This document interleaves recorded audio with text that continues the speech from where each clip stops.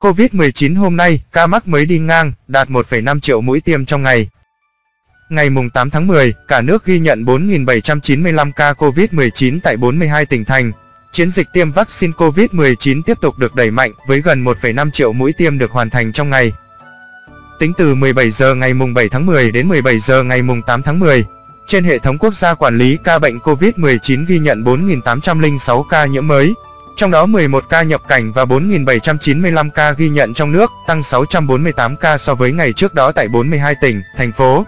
Có 2.451 ca trong cộng đồng, cụ thể, tại thành phố Hồ Chí Minh, 2.215, Bình Dương, 828, Đồng Nai, 612, An Giang, 182, Tây Ninh, 92, Kiên Giang, 89, Tiền Giang, 74, Long An, 66, Ninh Thuận, 64, Khánh Hòa, 55, Đồng Tháp, 51, Cà Mau, 49, Cần Thơ, 48, Hà Nam, 44, Hậu Giang, 39, Gia Lai, 39, Lâm Đồng, 29, Bà Rịa, Vũng Tàu, 19, Bình Định, 18, Nghệ An, 17, Trà Vinh, 16, Thanh Hóa, 15, Đắk Nông, 15, Bến Tre, 14, Vĩnh Long, 14, Bình Phước, 13, Quảng Ngãi, 13, Bạc Liêu, 10, Quảng Trị, 8, Hà Tĩnh, 7, Phú Yên, 7, Kon Tum, 6, Hà Nội, 5, Quảng Bình, 4, Lào Cai, 3, Hải Dương, 3, Sơn La, 3, Quảng Nam, 3, Ninh Bình, 3, Nam Định, 1, Phú Thọ, 1, Yên Bái, 1. Trung bình số ca nhiễm mới trong nước ghi nhận trong 7 ngày qua là 4.841 ca ngày.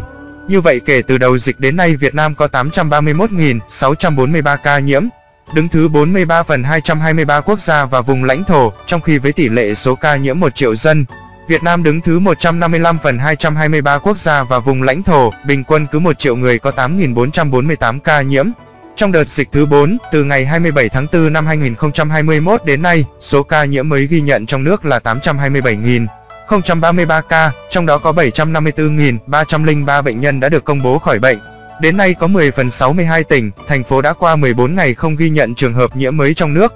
Bắc Kạn, Tuyên Quang, Lai Châu, Hòa Bình, Hà Giang, Thái Nguyên, Điện Biên, Hải Phòng, Thái Bình, Lào Cai, có 9 tỉnh, thành phố không có ca lây nhiễm thứ phát trên địa bàn trong 14 ngày qua.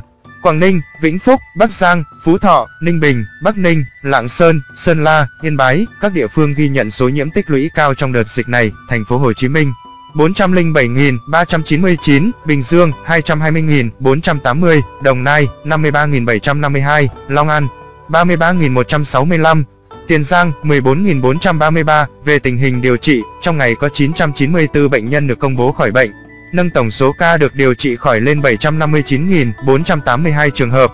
Số bệnh nhân nặng đang điều trị là 5.361 ca, trong đó, thở oxy qua mặt nạ 3.594, thở oxy dòng cao HFNC 848, thở máy không xâm lấn 156, thở máy xâm lấn 741, ECMO 22. Về số bệnh nhân tử vong, trong ngày ghi nhận 114 ca tử vong, trong đó tại thành phố Hồ Chí Minh 78, Bình Dương 17, An Giang 7, Đồng Nai 3, Long An 3, Đồng Tháp 1, Ninh Thuận 1, Kiên Giang 1, Bạc Liêu 1, Tây Ninh 1, Cần Thơ 1. Trung bình số tử vong ghi nhận trong 7 ngày qua là 128 ca ngày. Tổng số ca tử vong do COVID-19 tại Việt Nam tính đến nay là 20.337 ca, chiếm tỷ lệ 2,4% so với tổng số ca nhiễm. So với thế giới, tổng số ca tử vong Việt Nam xếp thứ 34 phần 223 quốc gia và vùng lãnh thổ. Số ca tử vong trên 1 triệu dân xếp thứ 135 phần 223 quốc gia và vùng lãnh thổ. So với châu Á, tổng số ca tử vong Việt Nam xếp thứ 10 phần 49 quốc gia và vùng lãnh thổ. Số ca tử vong trên 1 triệu dân xếp thứ 30 phần 49 quốc gia và vùng lãnh thổ. Về tình hình tiêm chủng, trong ngày 7 tháng 10 có 1.498.557 liều vaccine phòng COVID-19 được tiêm. Như vậy, tổng số liều vaccine đã được tiêm là 50.558.288 liều, trong đó tiêm một mũi là 36.901.468 liều, tiêm mũi 2 là 13.656.820 liều. Trong ngày, Việt Nam tiếp nhận thêm gần 400.000 liều vaccine COVID-19 Pfizer do Mỹ tài trợ đã về đến sân bay quốc tế Nội Bài, nâng tổng số liều vaccine mà Mỹ tặng Việt Nam lên gần 8,5 triệu liều.